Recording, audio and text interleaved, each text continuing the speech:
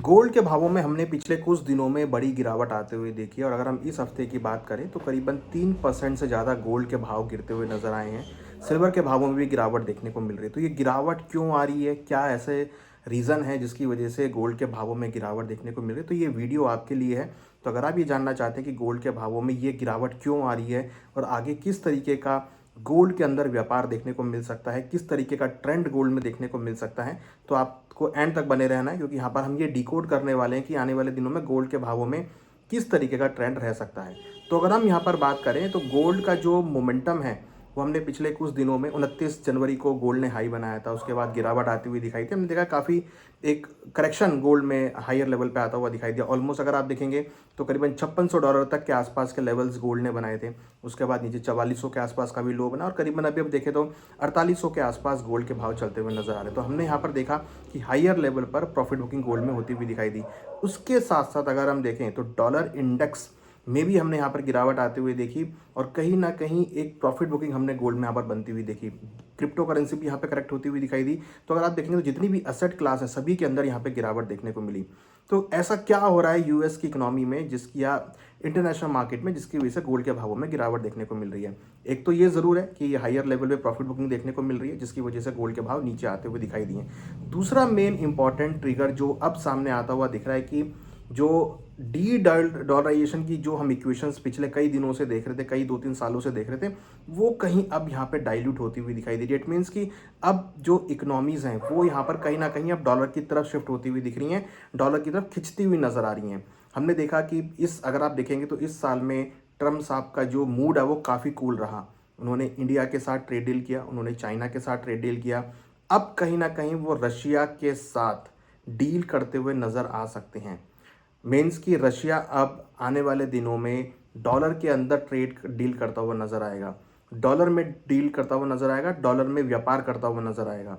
कहीं ना कहीं अब वो यूएस के साथ कुछ समझौते कर सकता है जिसमें डॉलर का उपयोग होता हुआ दिखाई देगा। तो इट मीन्स कि डॉलर की डिमांड बढ़ेगी। तो डॉलर की डिमांड बढ़ेगी तो कहीं ना कहीं एक जो सेफ हेवन डिमांड है वो कमज़ोर हो सकती है। देखिए यहाँ पर एक कैलकुलेशन है वो समझने वाली बहुत ज़रूरी है कि अगर यूएस और रशिया के संबंध सुधरते हैं तो कहीं ना कहीं जो रशिया यूक्रेन वॉर है वो वहाँ पे सुलझता हुआ नजर आएगा।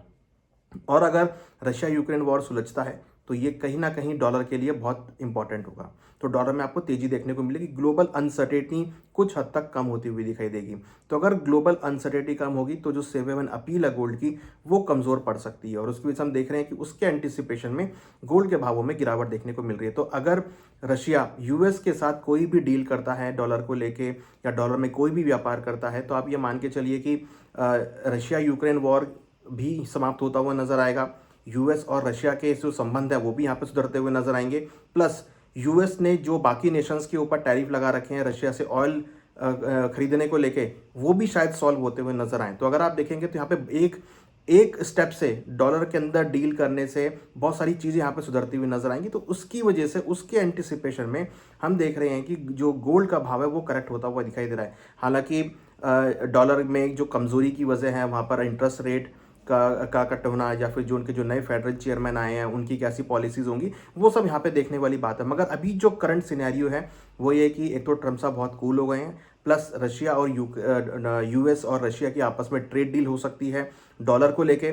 तो हो सकता है कि उससे पूरे ही विश्व में एक जो अनसर्टेनिटी का माहौल है, जियो पॉलिटिकल टेंशन है, वो वहाँ पर कुछ थमती हुई नजर आएगी। क्योंकि अब कहीं ना कहीं ऐसा लग रहा है कि रशिया और यूक्रेन अब चाहते हैं कि भाई कहीं ना कहीं ये जो वॉर है वो खत्म हो। तो दोनों की तरफ से कोई ना कोई स्टेटमेंट आती हुई दिखाई दे रही है और ऐसे में रशिया का यूएस के साथ डॉलर में ट्रेड डील करना कहीं ना कहीं एक पॉजिटिव इंपैक्ट डालेगा और यूएस के भावों में यूएस के अंदर आपको और रशिया के अंदर यूक्रेन के अंदर शांति होती हुई दिखाई देगी। तो कहीं ना कहीं जो सेव हेवन डिमांड है गोल्ड की वो वहाँ पर खत्म हो सकती है। तो अगर हम देखें तो लगता है कि गोल्ड के भावों में यहाँ पर थोड़ा सा ब्रेक लगता हुआ नजर आ रहा है और लग रहा है कि आने वाले दिनों में थोड़ी बहुत ब्रेक आपको गोल्ड में और देखने को मिलेगी। करंटली अगर आप देखेंगे तो 80 के आसपास गोल्ड के भाव चल रहे हैं। हमें लगता है कि ये जो मोमेंटम बन रहा है यहाँ पर कुछ और गिरावट यहाँ पे देखी जा सकती है और नीचे भाव 4850 4800 डॉलर तक के लेवल देखने को मिल सकते हैं। हालांकि हमने रिसेंटली 4400 डॉलर तक के भी लेवल आते हुए देखे थे और अब भाव 5000 डॉलर के नीचे हैं। तो जब तक भाव 5000 डॉलर के नीचे है तब तक लगता है कि एक 5000 का जो रेजिस्टेंस है वो यहाँ पे गोल्ड फेस करता है।